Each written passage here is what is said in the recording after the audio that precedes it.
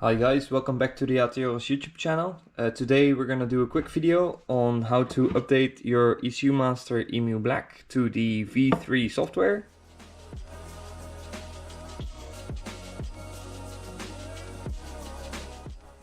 So to get started, in your EMU Black box, you will find your cable, and we're gonna get it hooked up. So I've basically got power and ground to get this working with the laptop.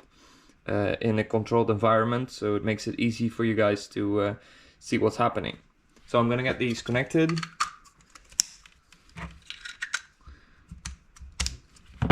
And then in your box you're going to find the adapter. This is the newer version USB-C cabled one. They used to be micro USB, but the new USB-C version comes with this little dongle, and you're gonna put that in.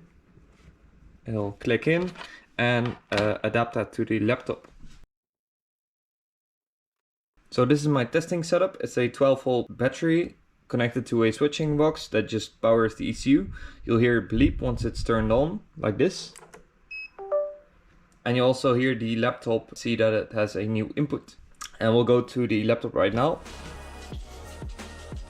As of filming this video, it's August 2025 and the V3 software is still in its testing stage. So you can find it under ecumaster.com/downloads, then go to experimental downloads.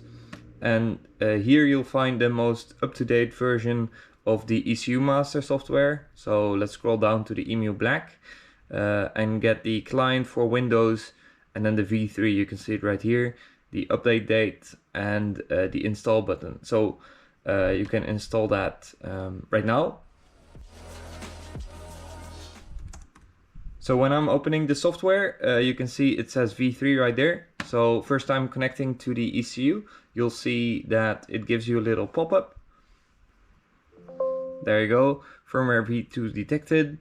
It basically tells you that you still have the V2 software on the ECU.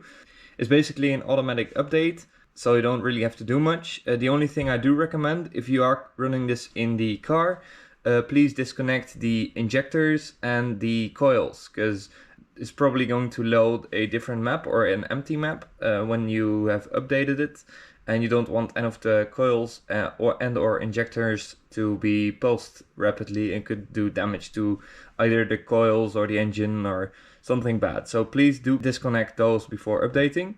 So now we're gonna click OK, click yes, and it'll basically ask you which version you want, and I like to sort it by date. So you can see here 2025, this is going down in the date, so this is the most recent version 53 as of now.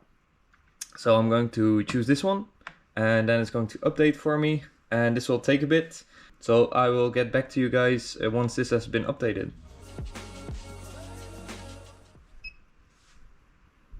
There it goes. So it's just upgraded to the V3 software, and you see it has the newer device pop-up. So what I like to do is put in the serial code and then give it a name that's relevant. As you can see, this is still an empty map, and the V3 software as of now doesn't have any presets in all of the tabs. So the V3 software does have a import V2 projects button. So if you click that, it will give you a little pop-up and show you that it's still being worked on. And let's, for instance, take one of my maps and just upload it.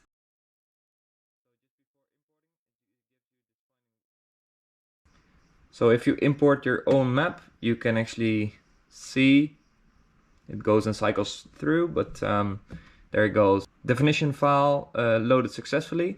Here you can see all of the changes that it's made and all of the inputs, all of the settings that it's uploaded, and each table that still needs to be worked on. From here you can build your own V3 map. Do keep in mind that some of the functions do change through the V2 and V3 software, but it'll need some more attention. So let's talk features about the V3 software. One of the first things I really like is the search bar right here. So I can just type anything. Let's say I want a launch control. Basically type it in right here, and it opened the tree to the launch control settings, and I can just set it up from right here.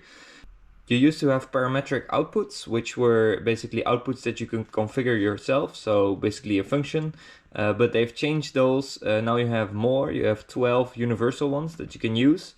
For instance, let's say I want a oil cooler fan, like let's say I have a fan on my oil cooler that I want turned on. So let's say it's on AUX 6, so that would be wired in, and it sets the output to 1. And now you can set up a function for this. So let's say if my oil temperature, like it's because I want my fan to switch with oil temperature, is greater or equal to, let's say oil temp, engine oil temperature at least 100 degrees, and you can have a hysteresis, so I want it to not cycle too fast, so let's say it's on and off, it checks every second. Now you can see the function that's set up here. It's engine oil temperature is above 100 C. Every second it'll check. It will set the output AUX 6 to value 1. And you can also set up a or an and. So let's say I want the engine to be running as well. So I'll put the RPM right here.